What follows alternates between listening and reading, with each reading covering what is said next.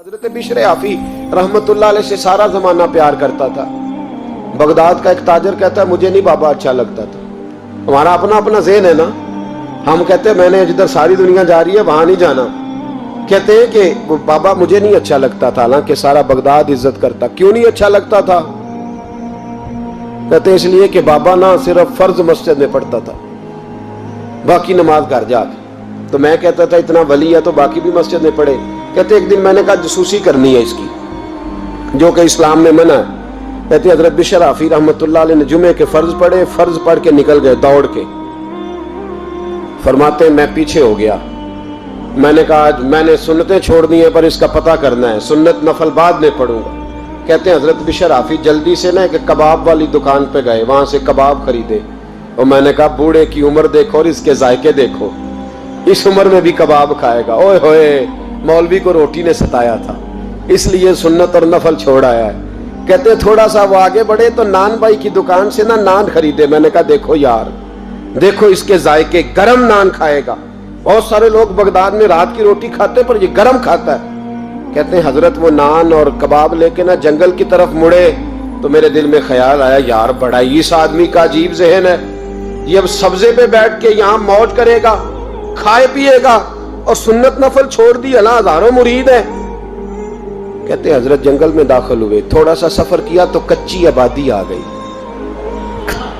کچی آبادی، ایک کچے مکان کی ٹوٹا ہوا دروازہ، باہر سے کنڈی لگی۔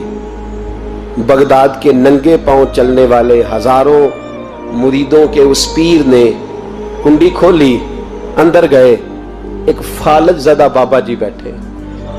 کہتے حضرت بشر حافی نے اپنی پگڑی کھولی اور اس آدمی کے منہ سے پانی نکل رہا تھا، رال ٹپک رہی تھی۔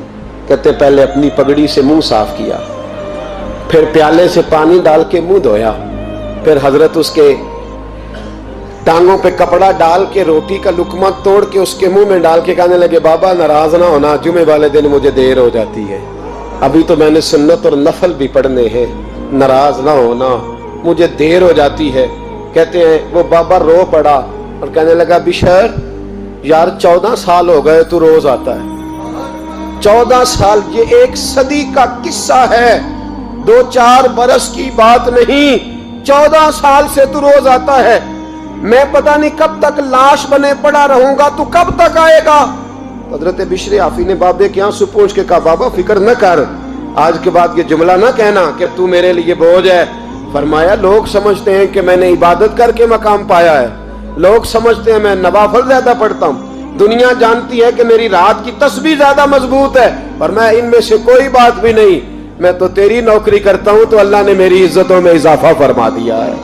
سوچ ہی صاف نہیں، نظریہ ہی ٹھیک نہیں، فکر ہی ٹھیک نہیں۔ اسلام نظریے کا مذہب ہے، سوچ کا۔ مسند امام احمد بن حنبل کی حدیث سنی، حضرت انس بن مالک فرماتے ہیں جب انسان نے روزہ رکھا ہوتا ہے نا تو روح ویسے ہی پاک ہوتی ہے اس کی۔ میں نے یہ سوچا کہ کچھ باتیں ایسی کی جائیں جس سے تھوڑی سی سوچیں بھی تبدیل ہو، کچھ سوچوں کا وضو، سوچوں کا غسل، افکار و نظریات کی بھی بات ہو۔ ہم سمجھتے ہیں کہ شاید کثرت عبادت اصل ہے۔ اقبال کہتے ہیں یہ ذکر نیم شبی، یہ مراقبے، یہ سرور، تیری خودی کے اگر نگہباں نہیں تو پھر کچھ بھی نہیں، تیری خودی کے اگر، اور پھر عام چیز نہیں کہا یہ ذکر نیم شبی، سویرے شہری کا ذکر، یہ مراقبہ، یہ جو تو گھنٹوں اللہ کی یاد میں بیٹھا رہتا، یہ سرور، کہتے بے کیف عبادت نہیں، سرور والی، یہ ذکر نیم شبی، یہ مراقبے، یہ سرور، تیری خودی کے اگر نگہباں نہیں، اگر تیرے نظریے کو نہیں بدل سکے، تیری سوچ نہیں بدل سکے، تیرا ایمان مضبوط نہیں کر سکے، تیری خودی کے اگر نگہباں نہیں تو پھر کچھ بھی نہیں۔ اور خرد نے کہہ بھی دیا لا الہ الا اللہ تو کیا حاصل، دل و نگاہ، دل و نگاہ، دل و نگاہ اگر مسلمان نہیں تو پھر کچھ بھی نہیں، دل و نگاہ۔ اقبال کہتے ہیں ایک دل کا کلمہ پڑھ، دوسرا نظر کا کلمہ پڑھ، ان پہ پابندی لگا۔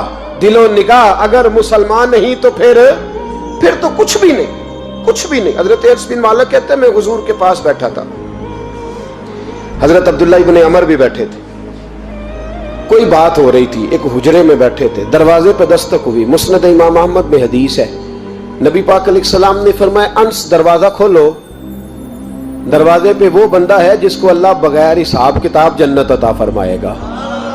वो बंदा है दरवाजे पे। हजरत अंस बिन मालिक कहते मैंने दरवाजा खोला तो बंदा देखा, गरीब सा एक अंसारी सहाबी, और बंदा बड़ा सादा, वुजू ताजा करके आया है तो पानी के कतरे दाढ़ी से बह रहे हैं, और चमड़े के जूते उसने लपेट के ना तो बगल में छुपाए हुए, आके अत्ताहियात की हालत में बैठा, हुजूर से दो चार बातें की, चला गया।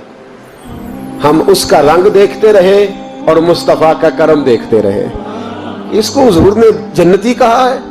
कहते अगले दिन उसी टाइम उसी वक्त हम हुजूर के पास बैठे थे, फिर दरवाजे पे दस्तक हुई। हुजूर ने फरमाया दरवाजा खोलो, दरवाजे पे वो बंदा है जिसे अल्लाह बगैर हिसाब किताब जन्नत अता फरमाएगा, बगैर हिसाब। कहते हैं दरवाजा खोला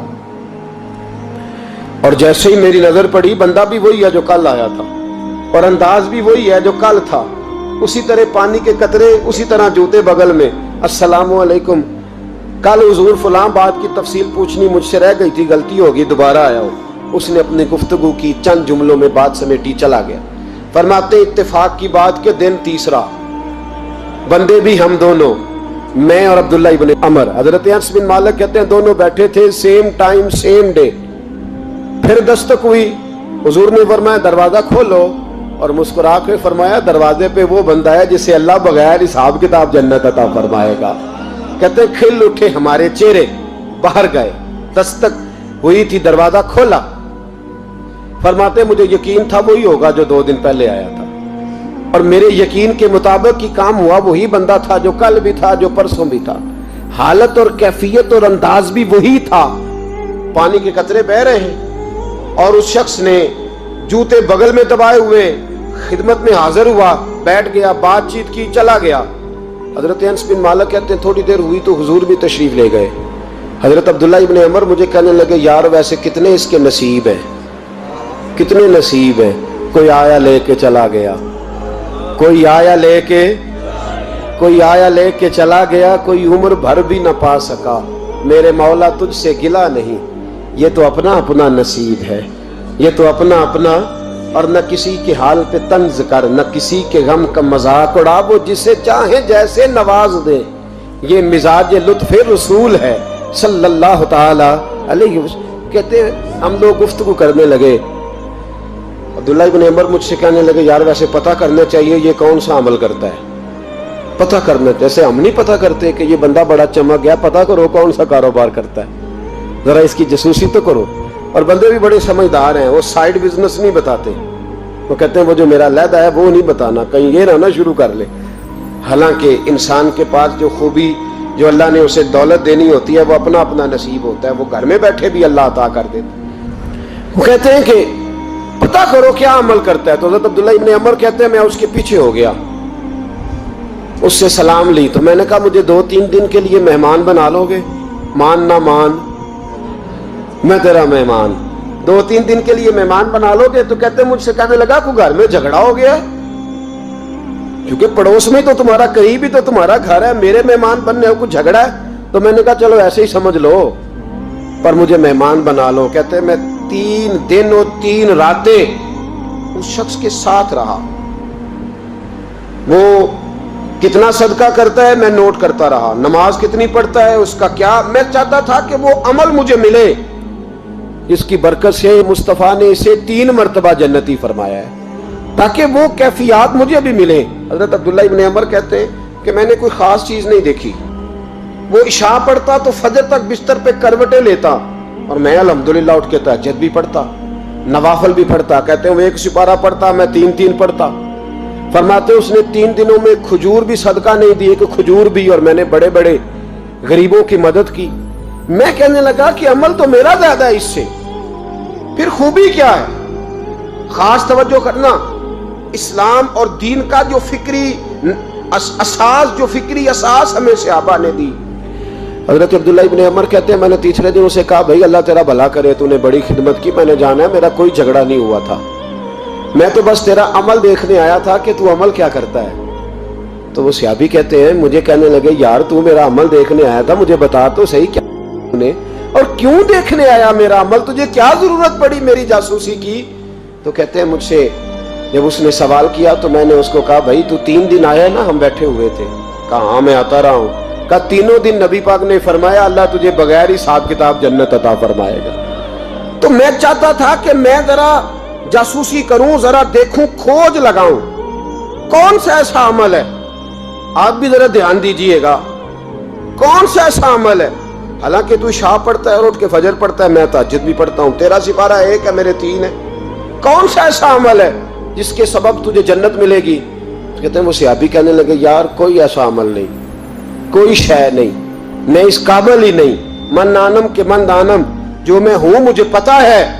کہا پھر کوئی بات تو ہوگی، تیری مہربانی بتا دے، میں نے 3 دن 3 راتیں محنت کی ہیں، بتا دے۔ کہتے ہیں وہ کہنے لگے اگر تجھے بتاؤں نا تو پھر سن، میں جب رات کو سوتا ہوں تو اپنے دل پہ نظر ڈالتا ہوں، اور سویرے جب اٹھتا ہوں تو پھر اپنے دل پہ نظر ڈالتا ہوں، موبائل پہ نہیں، کنجی پہ نہیں کہ چابیاں کدھر ہیں، بٹوے پہ نہیں، میں رات کو سوتے ہوئے بھی اپنے دل پہ نظر ڈالتا ہوں، سویرے اٹھتے ہوئے بھی میں سب سے پہلے اپنے دل پہ نظر ڈالتا ہوں۔ فرماتے ہیں الحمدللہ میرے دل میں کسی کا حسد نہیں ہے، کسی کے بارے میں کوئی کینہ نہیں، کوئی کسی کے بارے میں میل نہیں، میں اللہ کے ہر بندے کے بارے میں سوچ، نظریہ، فکر اچھی رکھتا ہوں۔ اور فرمایا میں تیرے بارے میں بھی عبداللہ یہی سوچتا ہوں کہ تو مجھ سے زیادہ نیک ہے۔